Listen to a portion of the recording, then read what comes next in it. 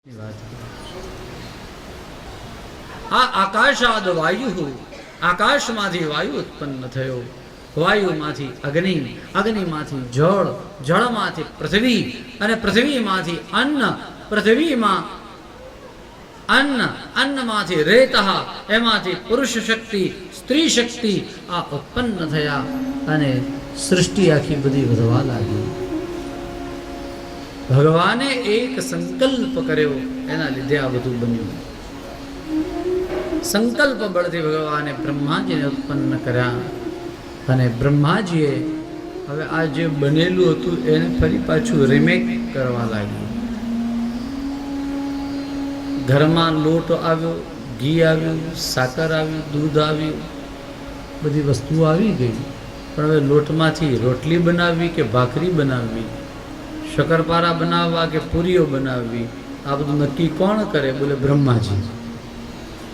બ્રહ્માજી આ બધું નક્કી કર્યું અને બ્રહ્માજી આ બધું બનાવવા લાગ્યા. આખી જગતની સૃષ્ટિની સર્જના કરવા લાગ્યા. બધું એક પછી એક થવા લાગ્યું. આ જળ એની સ્થિતિ ક્યાં, પૃથ્વીની સ્થિતિ ક્યાં, આકાશ, વાયુ અને અગ્નિની સ્થિતિ ક્યાં, આ બધું એમણે નક્કી કર્યું. એક પછી એક બધી સર્જન વસ્તુઓ થવા લાગી. 10 પ્રકારની સૃષ્ટિઓ બનાવી. એમાં કેટલાક પ્રાણીઓ બનાવ્યા 2 પગવાળા આપણા જેવા, કેટલાક 4 પગવાળા થયા, કેટલાક 6 પગવાળા હોય. તમને ખબર છે 6 પગ કોને હોય? ભમરાને 6 પગ હોય, કરોળિયાને પણ હોય છે, નથી ખબર. ભમરાને 6 પગ હોય. પછી કેટલાક 8 પગવાળા, કેટલાક અનેક પગવાળા થયા, કેટલાક પગવાળા અને પાંખવાળા એવા થયા, કેટલાક પગવાળા પણ નહીં અને પાંખવાળા પણ નહીં એવા સાપ જેવા પ્રાણીઓ પણ થયા. એમ અનેક પ્રકારની આ બધી સૃષ્ટિઓ એ બધી બનવા લાગી. બ્રહ્માજીએ જ્યારે સૌને ઉત્પન્ન કર્યા, સૌથી પ્રથમ એની સાથે સાથે કાળ ઉત્પન્ન થયો. કાળ એટલે સમય. સમય કેલેન્ડર ન હોય તો સમયની ગણના ખબર ન રહે, એટલે કેલેન્ડર ઉત્પન્ન કર્યું. આ સમયની ગણના એ શરૂ થઈ. એની સાથે સાથે દેવતાઓ ઉત્પન્ન થયા. સનત કુમારોને ઉત્પન્ન કર્યા. સનત કુમારોને કહ્યું તમે સૃષ્ટિનું સર્જન કરો. સનત કુમારોએ ના પાડી, એમને બાળક જ રહેવાનો શાપ આપ્યો. ત્યારબાદ રુદ્રને ઉત્પન્ન કર્યા. રુદ્રને કહ્યું તમે સૃષ્ટિની ઉત્પત્તિ કરો. અને શિવજીએ જે સૃષ્ટિની ઉત્પત્તિ કરી એ કેવી કરી? બોલે પોતાના જેવી કરી. કેટલાક 2 આંખવાળા, કેટલાક 3 આંખવાળા, કેટલાક 2 માથાવાળા, કેટલાક 3 માથાવાળા, કેટલાક માથા વગરના, કેટલાકના 4-5 હાથ. અને જે બધા ઉત્પન્ન થયા એ બધાએ ભૂતડા પ્રેતડા. અને આ બધા એકબીજાને ખાવા લાગ્યા. જે બની ગયા હતા એ લોકોને ખાવા લાગ્યા. બ્રહ્માજીએ કહ્યું આ બનાવશે નહીં અને ઉપરથી બધાનો સંહાર કરશે. એટલે શિવજીને કહ્યું ઓ મહારાજ તમે એક કામ કરો, હવે હમણાં બંધ રહો, તમે શાંતિથી બેસી જાઓ, તપસ્યા કરવા માટે સમાધિમાં બેસી જાય. ચૂપ થઈ ગયા. ત્યારબાદ બ્રહ્માજીએ તપ કર્યું અને તપના અંતે માનસી સૃષ્ટિ ઉત્પન્ન કરી. હવે શરૂઆત એકડેકથી શરૂઆત ફરીથી કરી. મનની સૃષ્ટિ ઉત્પન્ન કરી, મનથી ઉત્પન્ન કરી. 10 દીકરાઓ ઉત્પન્ન કર્યા. મરીચી, અત્રિ, અંગિરા, પુલસ્ત્ય, પુલહ, ક્રતુ, ભૃગુ, વસિષ્ઠ, દક્ષ અને 10મા શ્રી નારદજી. આ બધાને ઉત્પન્ન કર્યા. અલગ અલગ પ્રકારે સૃષ્ટિ ઉત્પન્ન થવા લાગી. અને ત્યારે એમાં છાયાથી કર્દમ ઋષિને ઉત્પન્ન કર્યા છે. માનસી સૃષ્ટિ પૂર્ણ કરી, શારીરિક સૃષ્ટિ ઉત્પન્ન કરી અને મનુ અને શતરૂપાજીને ઉત્પન્ન કર્યા છે. મનુ શતરૂપા ઉત્પન્ન થયા. મનુ શતરૂપાને કહ્યું કે હવે તમે આ સૃષ્ટિની ઉત્પત્તિ કરો, આગળ પૃથ્વીનું પાલન કરો એમ કહ્યું. મનુષ્ય કૃપા કહે કે અમે ક્યાં જઈએ, કેવી રીતે પાલન કરીએ? હા, આદેશે હમ ભગવતો મહિમગ્ના મહામ વસી. આ પૃથ્વી તો રસાતળની અંદર ચાલી ગઈ છે. અમે કઈ ઉત્પત્તિ કરી મહારાજ? રસાતળની અંદર પૃથ્વીને પેલો હિરણ્યાક્ષ લઈ ગયો છે. આમ કહ્યું. બ્રહ્માજી વિચારમાં પડ્યા.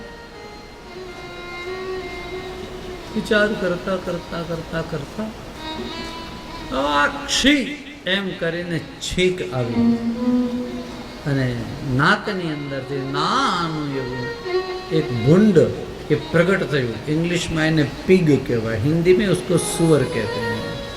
ये प्रकट हो गया, हाथ के अंदर आया और ब्रह्मा जी यूं देख रहे हैं.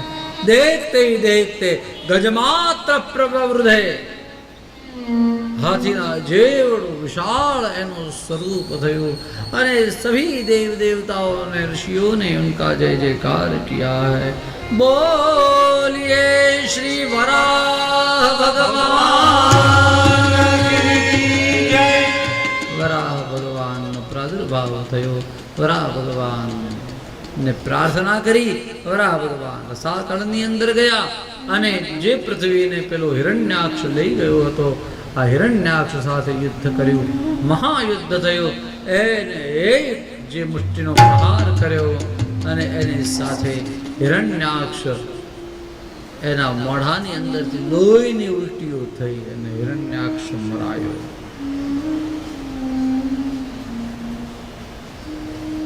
વિદુરજી મૈત્રેય ઋષિને પૂછવા લાગ્યા કે મહારાજ, આ હિરણ્યાક્ષ મરાયો એમ તમે કહ્યું, મને સમજાયું નહીં કે આ હિરણ્યાક્ષ કોણ હતો? આ અચાનક રાક્ષસની વાતો ક્યાંથી આવી? કોનો દીકરો હતો? કેવી રીતે એ રાક્ષસ થયો? અમને કહો. અને એની કથા આખી કહી છે. એક કશ્યપ ઋષિ, આ કશ્યપ ઋષિ પોતાની પત્ની દિતિ અદિતિ સાથે રહેતા હતા. એમાં એકવાર સંધ્યાના સમયે દિતિ એમની પાસે આવ્યા અને એનું વસ્ત્ર ખેંચી અને એમ કહે કે મારો કામ આપ પૂર્ણ કરો. આમ કહેતા હતા. કશ્યપ ઋષિ એમને સમજાવ્યા કે ભાઈ અત્યારે આ સંધ્યાનો સમય છે. સંધ્યાના સમયે રામને ભજવા જોઈએ, સંધ્યાના સમયે શ્યામને ભજવા જોઈએ, ભગવત કીર્તન કરવું જોઈએ, ભગવાનનું નામ લેવું જોઈએ. અત્યારે કામને ભજવાનો સમય નથી. આમ સમજાવ્યા. દિતિ માન્યા નહીં અને પરાણે એમને ખેંચી લઈ ગયા અને કશ્યપ ઋષિએ એમનું કામ પૂર્ણ કર્યો, એની ઈચ્છા પૂર્ણ કરી. અને એના પરિણામે આ સમયની અંદર જે બાળક ગર્ભમાં આવ્યા એ બંને રાક્ષસ થયા. એક નહીં પણ એ બે આવ્યા છે. કામ પૂર્ણ થયા પછી, ઈચ્છા પૂર્ણ થયા પછી દિતિએ કહ્યું કે મારાથી ભૂલ થઈ, પ્રભુ મને ક્ષમા કરો, પણ મારું સંતાન એ રાક્ષસ ન બને એવું કરો. પણ કશ્યપ ઋષિએ કહ્યું હવે જે થઈ ગયું એ થઈ ગયું, પણ તો કંઈક તો કરો. અને ત્યારે દિતિએ આમ પ્રાર્થના કરી. ત્યારે કશ્યપ ઋષિએ કહ્યું અથ તરહિ ભવેત પૌત્રો. ભલે તો તમને તમારો દીકરો તો નહીં, પણ દીકરાના ઘરે દીકરો જે જન્મશે એ ભગવાનનો પરમ ભક્ત થશે. સંસારમાં એનું નામ ગૌરવ સાથે લેવાશે, આદર સાથે લેવાશે, ભક્તિ સાથે લેવાશે. આમ કહ્યું છે. દિતિને સંતોષ થયો. વિદુરજીએ મૈત્રેય ઋષિને પૂછ્યું કે આ રાક્ષસ હતા કોણ?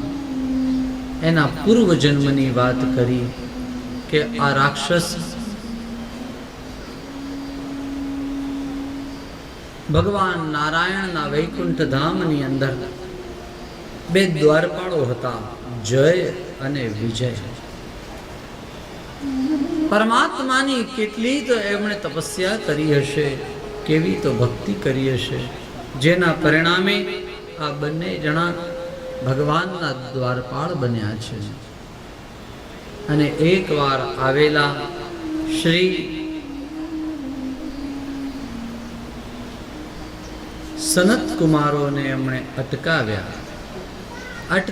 નહીં, એમની સાથે ખરાબ વર્તન કર્યું અને એના લીધે થઈને સનત કુમારોએ એમને શાપ આપ્યો કે તમે ભગવાનના धाम रहो छो, भगवान के धाम में जो रहते हैं वे लोग ऐसे होते हैं क्या?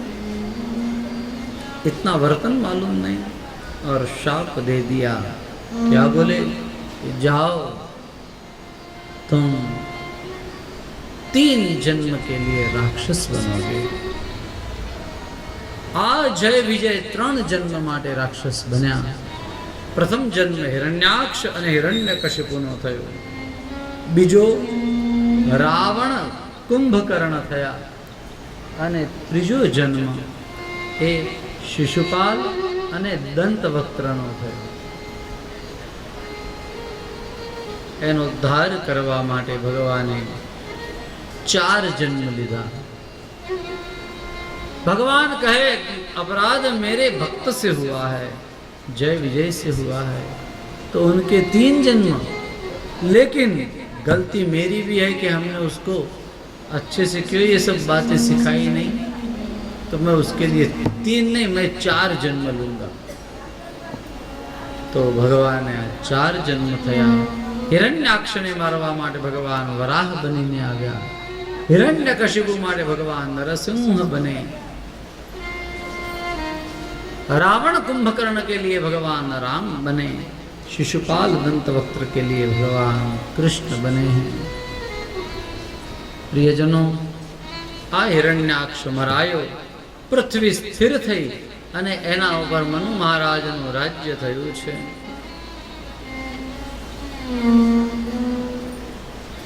મનુ મહારાજનું અદ્ભુત રાજ્ય છે અને આ રાજ્યમાં સૌને આનંદ છે. मनु महाराज ने 3 दीकरियों जन्मी. आकुति, देवहूति और प्रसूति, ये 3 बेटियां मनु महाराज को हुई है. एमानी देवहूति श्री कर्दम ऋषि साथे परणावी. कर्दम ऋषिनी कथा पण अद्भुत है.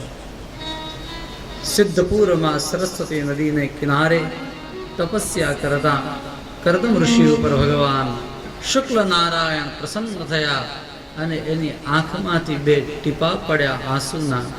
આ બિંદુ સરોવર ત્યાં બન્યું. કહ્યું આટલી સરસ તે તપસ્યા કરી, બોલ તારે શું જોઈએ? અને કર્દમ ઋષિ કહે કે પ્રભુ તમારા સુધી આવવું હોય, પહોંચવું હોય તો એક જ આશ્રમ છે, એનું નામ ગૃહસ્થાશ્રમ. ગૃહસ્થાશ્રમમાં રહીને ભગવાનની સેવા કરતા કરતા જ ભગવાન મળી જાય. ઘર બહાર છોડવાની જરૂર જ નહીં. પણ ગૃહસ્થાશ્રમ ત્યારે દીપી ઉઠે જો સામેવાળું પાત્ર પણ સારું હોય. એ સ્ત્રીને ઉત્તમ પુરુષ મળે અથવા એ પુરુષને ઉત્તમ સ્ત્રી મળે.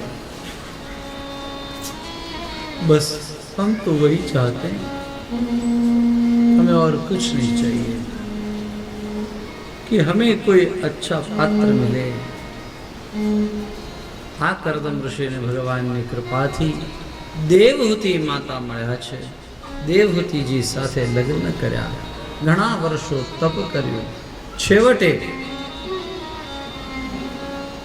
કર્દમ ઋષિએ પોતાની સિદ્ધિથી કામગ નામનું વિમાન બનાવ્યું. એમાં ખૂબ બધા ભોગ ભોગવ્યા અને ભોગને અંતે એક એવી કૃપા થઈ કે એક પછી એક એમને 9 દીકરીઓ થઈ. સાક્ષાત નવધા ભક્તિનું સ્વરૂપ એટલે આ 9 દીકરીઓ. અને આ 9 દીકરીઓ એના 9 દીકરીઓના વિવાહ એક કરદમ ઋષિએ અલગ અલગ ઋષિઓ સાથે કરાવ્યા છે. કરદમ ઋષિ વિચાર કરે કે ભગવાને મને કહ્યું હતું કે તવ ક્ષેત્રે દેવહુત્યામ પ્રણેશ્ય તત્વ સંહિતામ, હું તમારે ત્યાં આવીશ, હજુ કેમ ભગવાન આવ્યા નહીં? યાદ આવ્યું કે આ બધા ભોગ વિલાસથી ભગવાન ન મળે, એટલે ભોગોને બધાને છોડી દીધા, વિમાન છોડી દીધું. હવે તપોનિષ્ઠ જીવન ગાળવા લાગ્યા. અને એમ કરતા કરતા એક દિવસ એવો આવ્યો છે કે કરદમ ઋષિને ત્યાં બોલીએ શ્રી કપિલ ભગવાન કી જય. કપિલ ભગવાનનો પ્રાદુર્ભાવ થયો છે. દેવતાઓ આવ્યા, સ્તુતિઓ કરી છે. વંદે વિષ્ણુમ કપિલમ વેદગર્ભમ એમ કરીને કરદમ ઋષિએ પણ પ્રાર્થના કરી. અને છેવટે કરદમ ઋષિએ મા દેવહૂતિની વિદાય લીધી અને રજા માંગી અને કહ્યું કે હવે મને જવા માટેની રજા આપો, મારે તપસ્યા કરવા જવું છે. કરદમ ઋષિ ચાલ્યા ગયા. દેવહૂતિ માં હવે એકલા પડ્યા છે. નાના બાળક કપિલ ભગવાન એની પાસે એકવાર 5 વર્ષના કપિલ ભગવાનને બેસાડ્યા આસન પર અને મા દેવહૂતિએ વંદન કર્યા. कपिल भगवान के माँ मैं तो आपका बेटा हूं.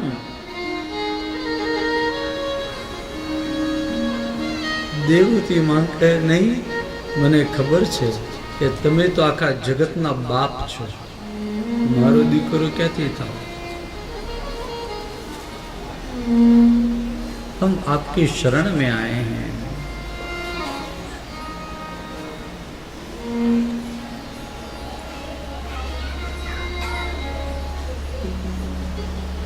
नाथ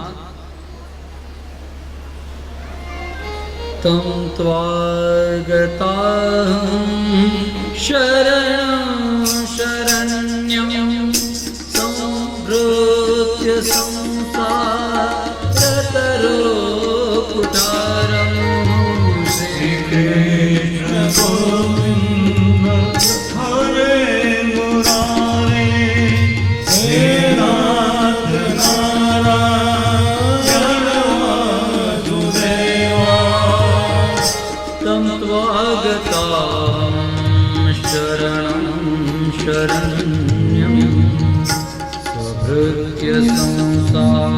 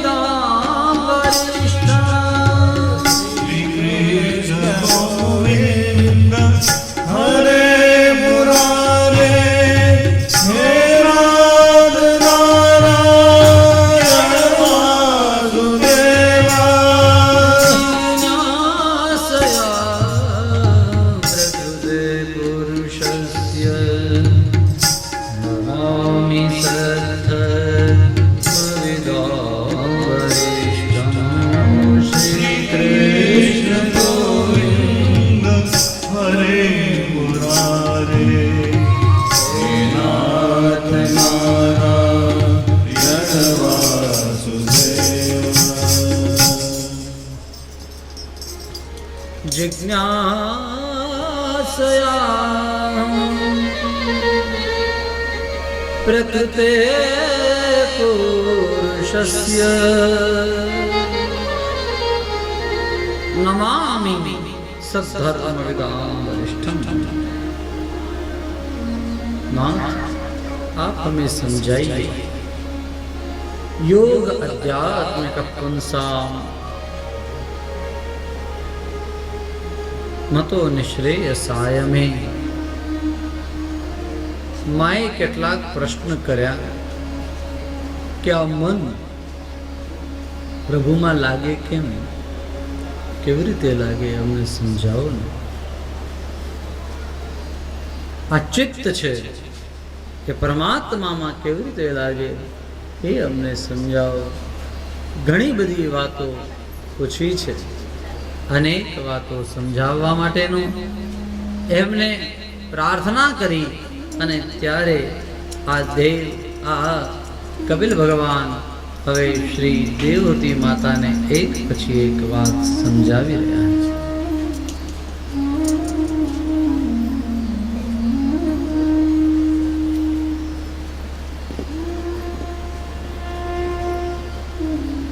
ऊपर आए, जगह आए.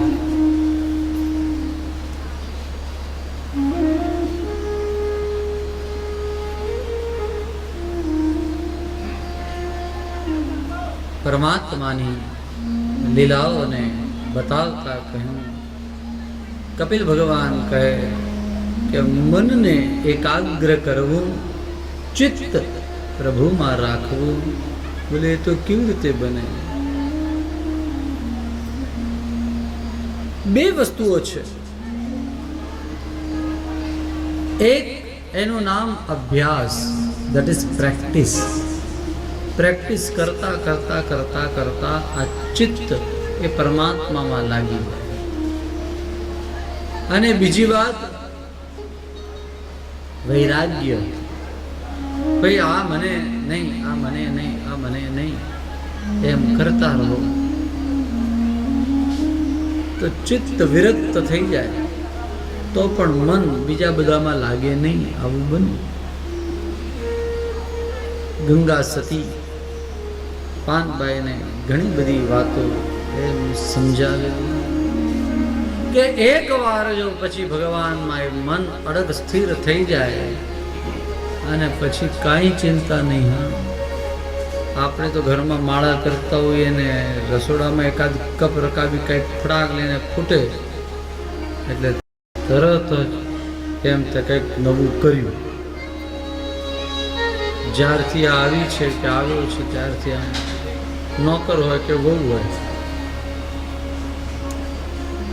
પણ એકવાર ચિત્ત પરમાત્મામાં સ્થિર થઈ જાય પછી આ બધી કોઈ ચિંતા નહીં. કેવું અદ્ભુત! મન એકવાર લાગી જાય, સ્થિર થઈ જાય ત્યારની વાત. પછી તો આ ભાગી રે પડે જોને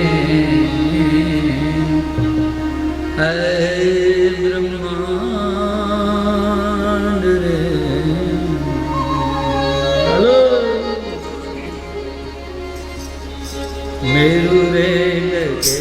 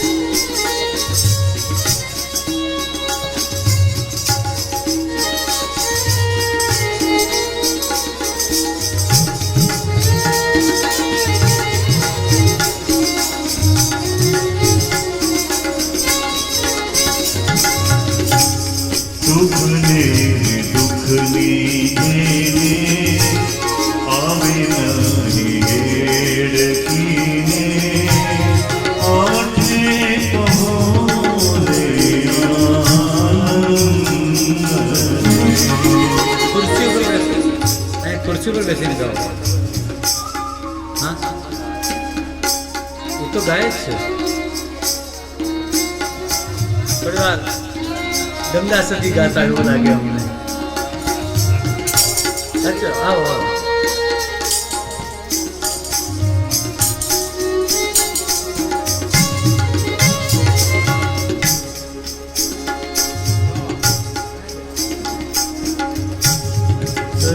प्यारा है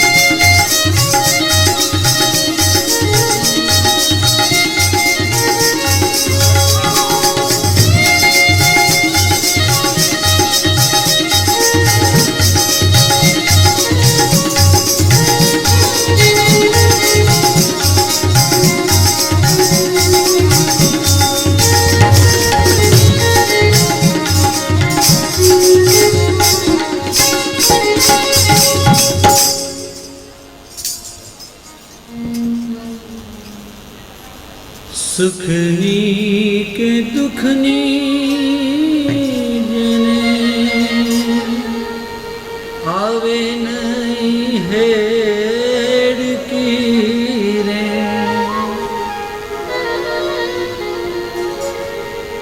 સુખનો સાગર છલકાઈ જાય એને કાંઈ ન થાય, અને એના માથે દુઃખના ડુંગરા પડે તો એને કાંઈ ન થાય.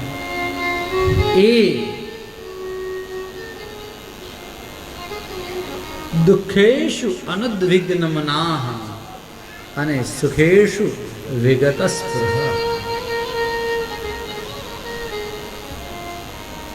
એને સ્થિતપ્રજ્ઞ કહ્યો ગીતાકારે.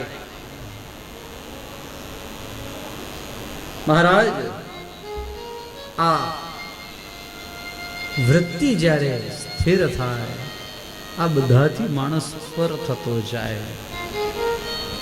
કપિલ ભગવાને જે સાંખ્ય યોગ કહ્યો છે એ એટલો બધો છે કે જેની આપણે વાતો કરે રાખીએ તો અઠવાડિયું ઓછું પડી જાય. યોગનું લક્ષણ કહ્યું. યોગ એટલે શું? પરમાત્મા સાથે જોડાવું તે યોગ છે. ભક્તિ જ્યાં સુધી જીવનમાં આવતી નથી ત્યાં સુધી બધું જ કર્યું પણ એના ઉપર પાણી ફેરવ્યા જેટલું છે.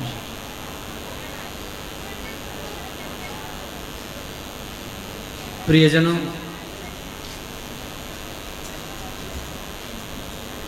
શ્રી કપિલ ભગવાન, એ કપિલ ભગવાને દેવહૂતિ માતાને ઘણી બધી વાતો સમજાવી અને છેવટે દેવહૂતિ માતાને આ જ્ઞાન આપ્યું. કપિલ ભગવાન ગંગા સાગર તરફ એટલે કે કલકત્તા તરફ ચાલ્યા ત્યારે થોડુંક એવું દર્દ દુઃખ માં દેવહૂતિને થયું, પરંતુ આટલું મોટું જ્ઞાન જાણ્યું હતું એટલે એણે એને હજમ કર્યું, દુઃખને દુઃખ ન ગણ્યું. મહારાજ, મૈત્રેય ઋષિએ આ કથા વિદુરજીને સંભળાવી છે. ત્રીજા સ્કંધને વિરામ આપ્યો. ચોથો સ્કંધ, એના 4 પ્રકરણ છે: ધર્મ, અર્થ, કામ અને મોક્ષ.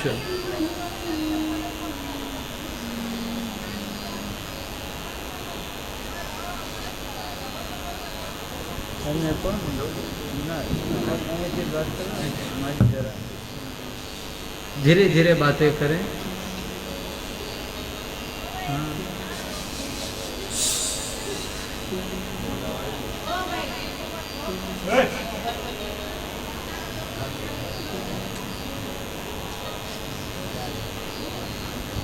बातें करो, धीरे धीरे बातें करो, दूसरों को क्षमा।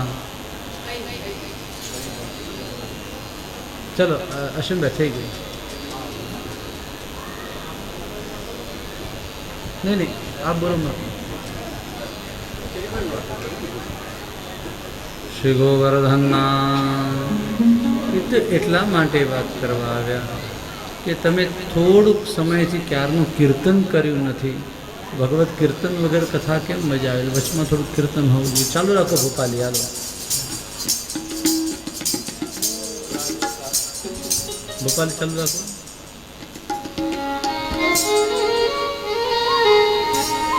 गोविंद जय जय गोपाल जय जय गोविंद जय जय गोपाल जय जय रमण हरि गोविंद जय जय हरि गोविंद जय गोविंद जय जय गोपाल जय जय गोविंद जय गोपाल जय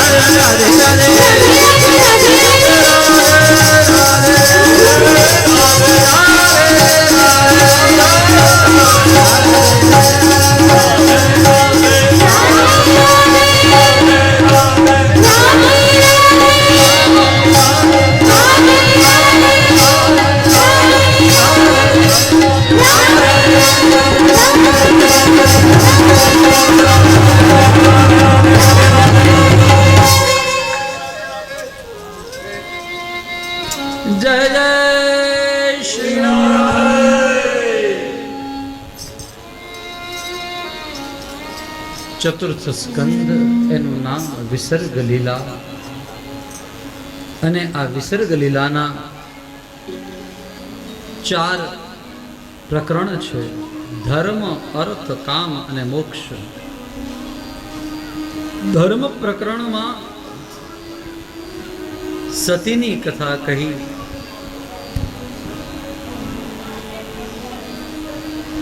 આ સતીની કથા, સતીની મતિ ફરી, પતિનું કહ્યું ન માન્યું અને કૈલાસથી ઉતરી અને છેક અહીંયા આવ્યા. ક્યાં? છેક હરદ્વાર સુધી. તમે લોકો તો અનેક વાર આવ્યા હશો, ખબર નથી. ન આવ્યા હોય એમને કહું, અહીંથી તમે હરદ્વાર જાઓ તો એનાથી આગળ હરદ્વારની 2 સાઈડ છે. એમાં એક સાઈડ જે છે એનું નામ કનખલ. અને આ કનખલમાં દક્ષએ યજ્ઞ કર્યો. શા માટે યજ્ઞ કર્યો? શિવજીનું બધાની વચમાં નીચું જોણાપણું થાય એટલા માટે યજ્ઞ કર્યો. શિવજીનું અપમાન થાય એ માટે યજ્ઞ કર્યો. ભાઈ, બીજાનું ખરાબ કરવા માટે જે યજ્ઞ કરવામાં આવે એ યજ્ઞ તામસ યજ્ઞ છે. અને ત્યારે આ શિવજીએ સતીને ના પાડી કે આપણે આ યજ્ઞમાં નથી જવું. પણ સતીએ એમ કહ્યું કે મારા બાપાના ઘરે આટલો મોટો યજ્ઞ છે તો મારે જવું જોઈએ. સતીએ સમજાવ્યા, અરે પતિએ સમજાવ્યા, પણ સતી માન્યા નહીં. એણે કહ્યું,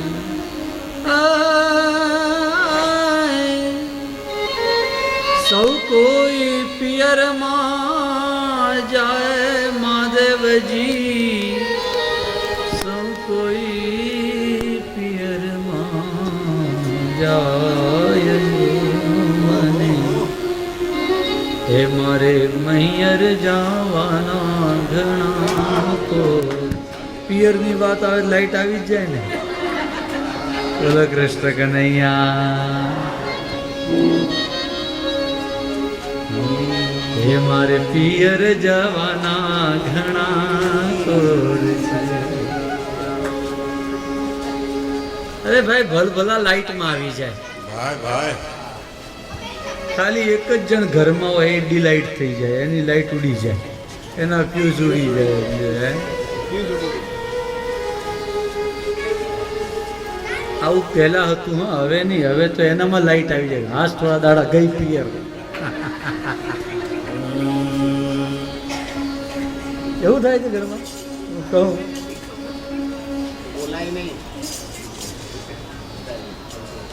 એમને તો ક્યાં ખબર હોય, તો જતા રહે પિયર. પછી ઘરમાં શું થાય કોને ખબર? એમ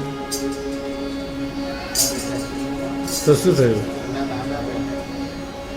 એમ, એટલે ન બોલાય.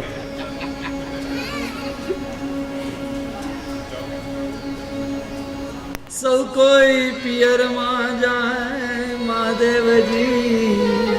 સતી કે મને મન નો થાય. શિવજી કે પણ એમાં જવા જેવું છે નહીં. તારું પિયર છે, તારા બાપાનું ઘર છે, મારી ના નહીં. પણ તારા બાપાના મનની અંદર પાપ છે.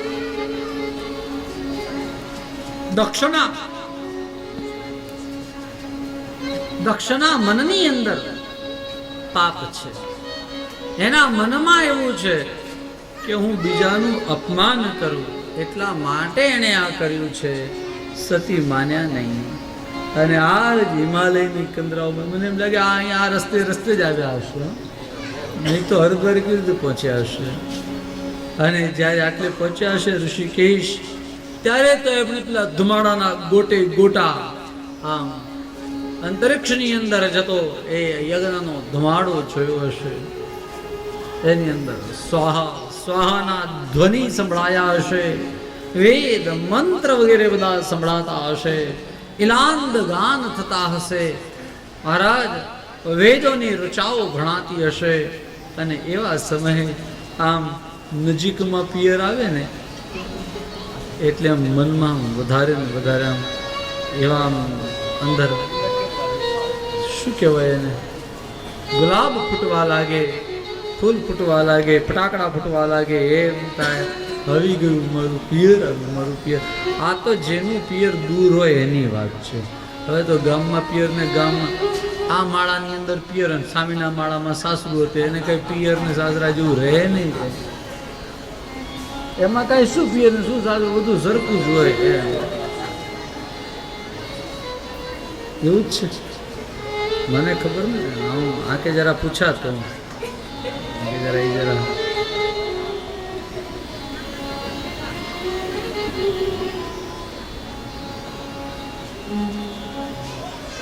અને આ મોબાઈલ ને એના જમાનામાં તો પિયર જેવું કઈ રહ્યું જ નથી.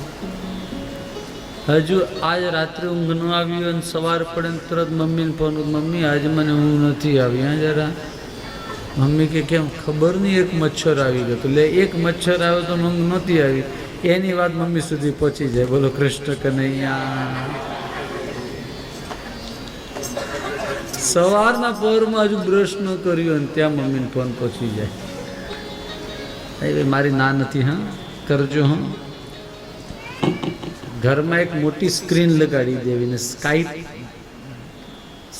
કહેવાય ને એ એનું કનેક્ટ કરી દો, એટલે એવું લાગે જ નહીં કે સાસરે ગયા છે. એ ઘર આખું દેખાતું હોય કે મોટી સ્ક્રીન લગાડી દીધી, કેમ લાગે? મહારાજ શુકાચાર્યજી કહે, સતીએ કહ્યું પોતાના પતિને કે મારે જવું છે. શિવજીએ ના પાડી, સતી માન્યા નહીં. બોલે બધાએ જાય ને હું કેમ રહી જાઉં? અને જવા માટે તૈયાર થયા. શિવજીએ કહ્યું ભલે એ નંદી તૈયાર થઈ જાઓ. અને નંદી આમ શિંગડા ઊંચા કરીને તરત આમ ઊભો થયો. હાલો, ભૃંગી, કિરીટી, શૃંગી આ બધાને કહ્યું તમે આગળ તૈયાર થાઓ. ભગવતી સતી નંદી ઉપર બિરાજમાન થયા, ઉમા. અને સાથે રમવાના થોડા સાધનો, એટલી નાની ઉંમર હતી સતીની કે સાથે રમવાના રમકડા સાથે લઈ લીધા સાસરેથી. એટલી નાની ઉંમર, અપ્રૌઢ હતા જ નહીં હજુ. અને પોતાના પિતાના ઘરે આવ્યા. આ ઋષિકેશથી આગળ વધ્યા. હરદ્વાર આવ્યું, આખું હરદ્વાર શણગાર્યું છે, કંથલ ક્ષેત્ર શણગાર્યું છે. અને ઠેર ઠેર બંધનવાર બાંધેલા, તોરણો બાંધ્યા છે. આનંદ છે. પણ જેવા સતીએ હરદ્વારમાં પગ મૂક્યો, જેટલા લોકો જુએ બધા મોઢું ફેરવી લે, તેની સામે કોઈ જુએ જ નહીં. સતીને ખરાબ લાગ્યું. ऋते स्वश्रुर्मयी जननीं च सादरा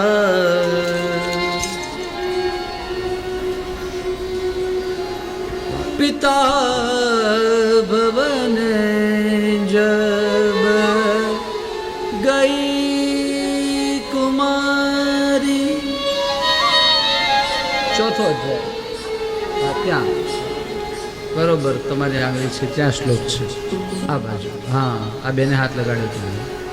ऋते स्वश्रुर्वै ત્યાં છે ને, જનની ચ સાદરા.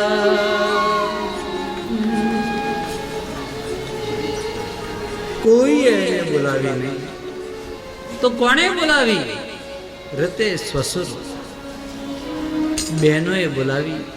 અને એક સાદર મિલી ભલી એક માતા, માએ બોલાવી. મા તો મા છે ને. આ ગંગાના નીર તો બધે ઘટે રે સરખો પ્રેમનો પ્રવાહ જો જનની જોડ સખી જડે રે હે જનની જોડ સખી નહીં જડે માં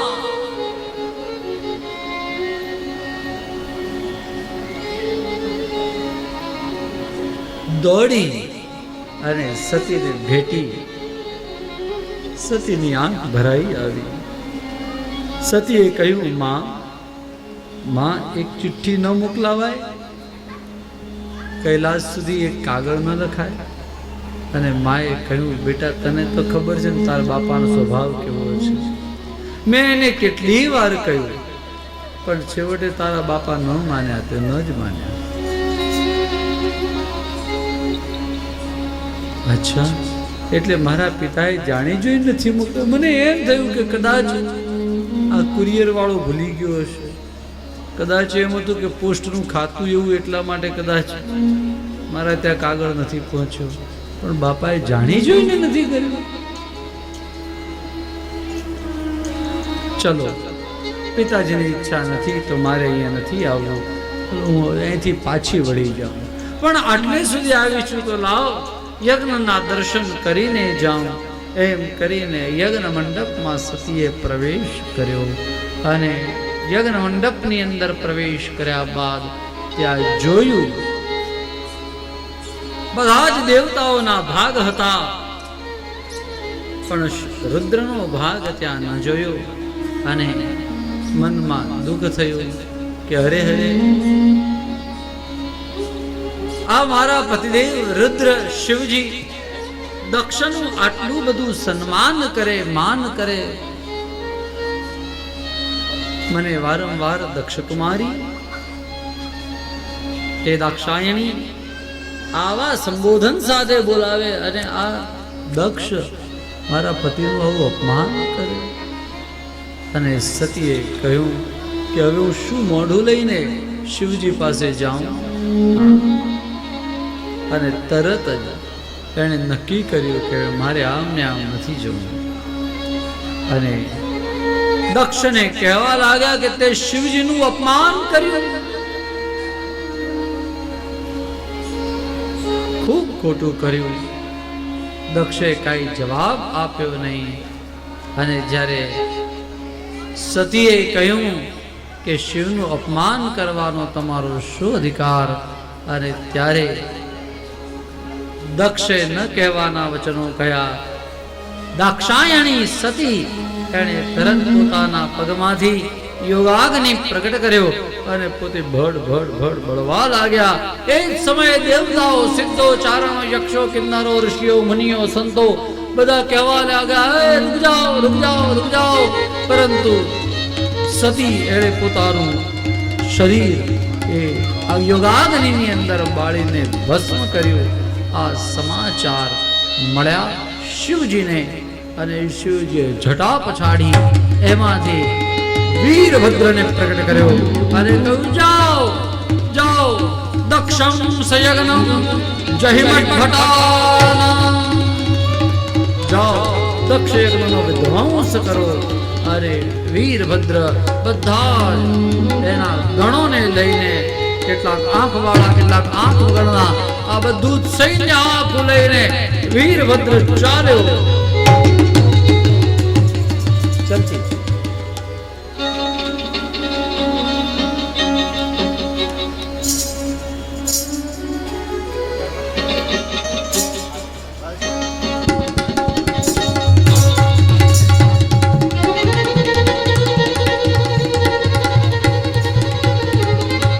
વીરભદ્ર અનેક ધાડા લઈને આવ્યો સૈન્ય લઈને આવ્યો અરે ત્યારે દૂરથી કનખલ ક્ષેત્રની અંદર બેઠેલા લોકોએ જોયું દૂરની ડમરીઓ ઉડી રહી છે આ શું થઈ રહ્યું છે અને ત્યાં નજીકમાં આવ્યા અરે આ મંડપના મંડપ ઉપાડીને ફેંકાવા લાગ્યા, બળવા લાગ્યા, તૂટવા લાગ્યા. અરે ખબર પડી દક્ષના સૈનિકોએ હુમલો કર્યો, સામ સામે મહાયુદ્ધ થયું. છેવટે દક્ષ યજ્ઞનો ધ્વંસ થયો. ઉષા નામના ઋષિ હતા, એમના દાંત તોડી નાખ્યા. ભૃગુ ઋષિની દાઢી ખેંચી લીધી અને દક્ષને એક લપડાક મારી એનું મસ્તક ધડથી અલગ થયું અને દક્ષ નું મસ્તક સ્વાહા. મહારાજ દક્ષ યજ્ઞનો વિધ્વંસ થયો. બધા જ દેવતાઓ, ઋષિઓ, મુનિઓ દક્ષનું ધડ લઈને શિવજી પાસે આવ્યા, શિવજીને વંદન કર્યા. પુષ્પદંત કહે દક્ષનો અર્થ થાય ચતુર.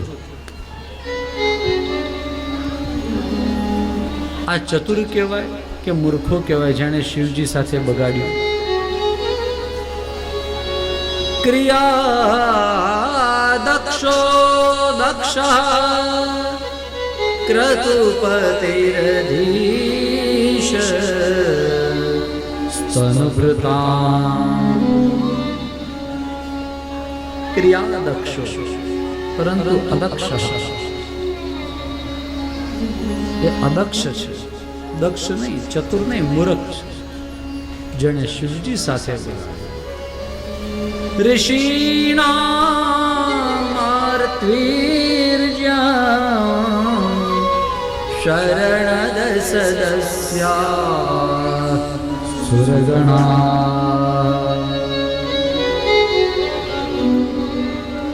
બધા જ લોકો, સદસ્યો, સુરગણો આ બધા જ આવ્યા છે ભગવાનની સ્તુતિ કરે.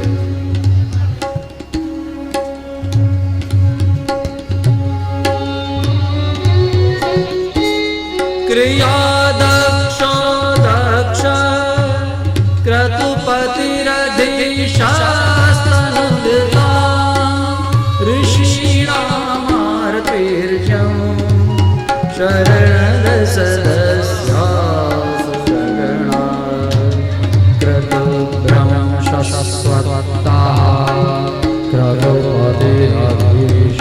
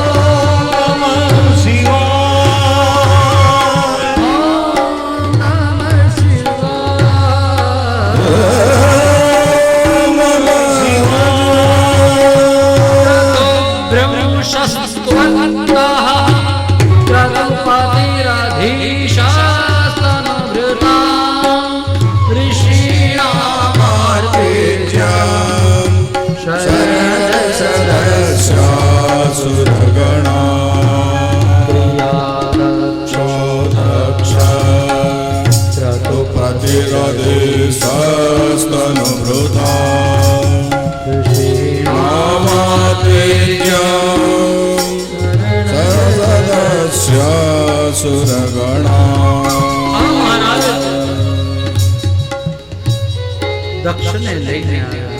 શિવજી પ્રસન્ન થયા. શિવજીનું વર્ણન કર્યું. અનેક વૃક્ષોની વચ્ચે શિવજી બેઠા છે. આ શિવજીની સમૃદ્ધિ બતાવી. આવું આવું ઘરમાં થઈ ગયું પણ શિવજીને સહેજ નિર્વેદ નથી, રાગ નથી, દ્વેષ નથી, શોક નથી, મોહ નથી, કોઈ ક્રોધ નથી. બોલે આ દક્ષનું સારું કરો. શિવજી કે જાઓ, જેનું આ પેલું મોઢું મળે લગાડી દો. બકરાનું મળ્યું, બકરાનું લગાડી દીધું. સ્તુતિ કરી છે બકરાના મુખે શિવજીની. મહારાજ શ્રી દક્ષે સ્તુતિ કરી. બોલે ભૂયાન અનુગ્રહ અહો ભવતા કૃતો મે. દક્ષ શું કહે? તમે ખૂબ મોટી કૃપા કરી. કેમ કેમ? બોલે મારું માથું ફેરવ્યું ને એ. માથું ફેરવ્યું એટલે ખબર પડે. પહેલા મગજ એવું હતું કે જે શિવજીને માનતું નહોતું, ઈશ્વરને માનતું નહોતું, ઈશ્વરની સત્તાને માનતું નહોતું. હવે અમે માનતા થયા. આ ભગવાને મતિ ફેરવી, મગજ ફેરવ્યું, માથું ફેરવ્યું. એ भूयान अनुग्रह अहो भवता कृतो में, कितना बड़ा अनुग्रह किया है आपने हम पर. हाँ, दक्षे स्तुति करी, शिवजी ने वंदन કર્યા. શિવજીએ કહ્યું જાઓ યજ્ઞ પૂર્ણ કરો. યજ્ઞ પૂર્ણ થયો અને ત્યારે ઠાકોરજી એની અંદરથી પ્રગટ થયા છે. શ્રી હરિ, શ્રીનાથજી, શ્રીજી, શ્રી પ્રભુ કૃષ્ણ પરમાત્મા પ્રગટ થયા છે. અને ત્યારે એમણે ખૂબ કૃપા કરી. દક્ષ યજ્ઞ પરિપૂર્ણ થયો. ભાઈ આ પહેલું પ્રકરણ, એનું નામ છે ધર્મ પ્રકરણ. બીજા પ્રકરણનું નામ અર્થ પ્રકરણ છે. અર્થ એટલે સંપત્તિ, ધન. તો કયા ધનની પ્રાપ્તિ?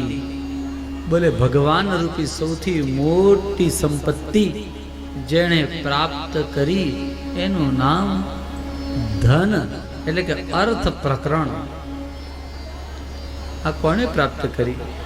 બોલે ધ્રુવજી.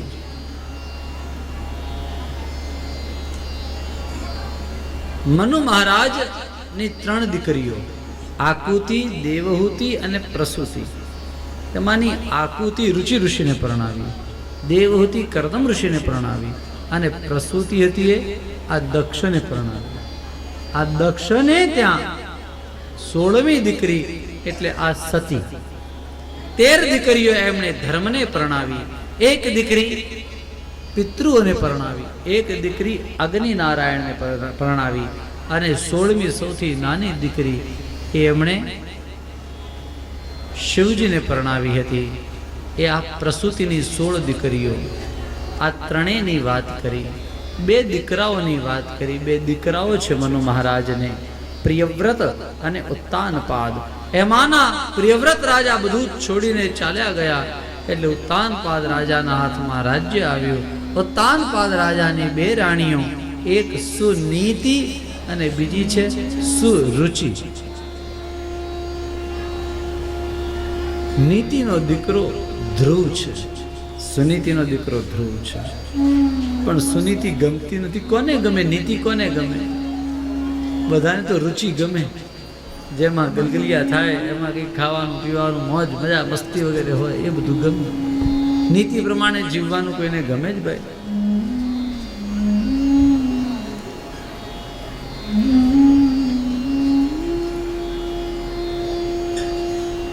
ડોક્ટરે કહ્યું હોય કે ભાઈ હવે ગળપણ ખાવું નહીં, પણ રસગુલ્લા જુએ તો કે આપણા નાના નાના જ છે ને, લાવને જરા 2 મોઢા મૂકી દો, વાંધો નહીં.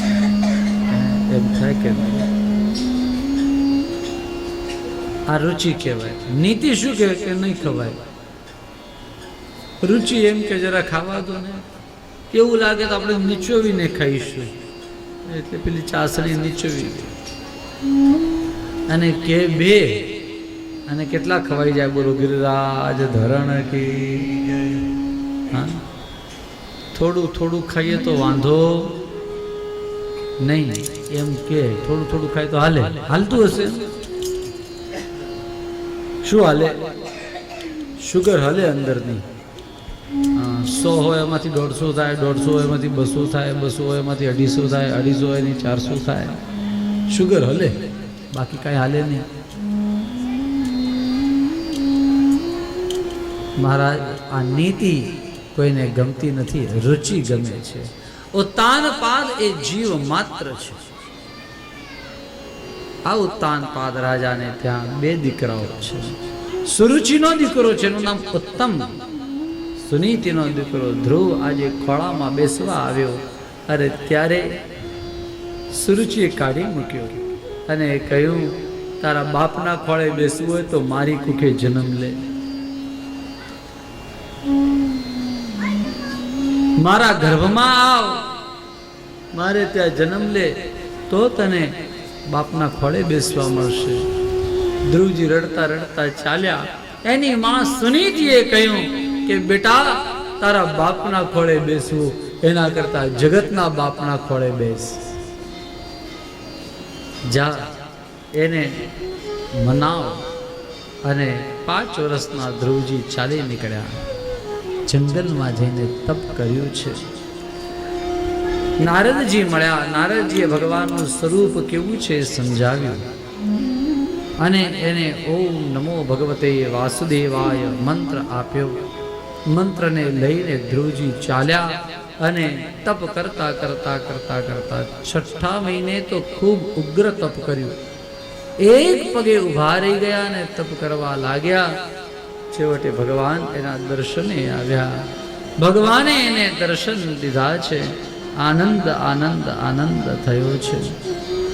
ધ્રુવજીને કાઢી મૂક્યા પછી મહારાજ ઉત્તાનપાદને એમ થયું કે મેં ખોટું કર્યું, પછતાવો થયો. આ ઉત્તાનપાદ રાજા એણે ધ્રુવજીનું સ્વાગત કર્યું, સન્માન કર્યું છે, ઉત્તમને રાજ્ય આપ્યું અને ઉત્તાનપાદ રાજા ચાલી નીકળ્યા. ભગવાનની પ્રાપ્તિ 5 વર્ષના ધ્રુવજીને 6 મહિનાની અંદર, આટલા શોર્ટ પીરિયડની અંદર ભગવાન મળ્યા હોય તો આ એક માત્ર એવા ભક્ત છે ભાગવતમાં.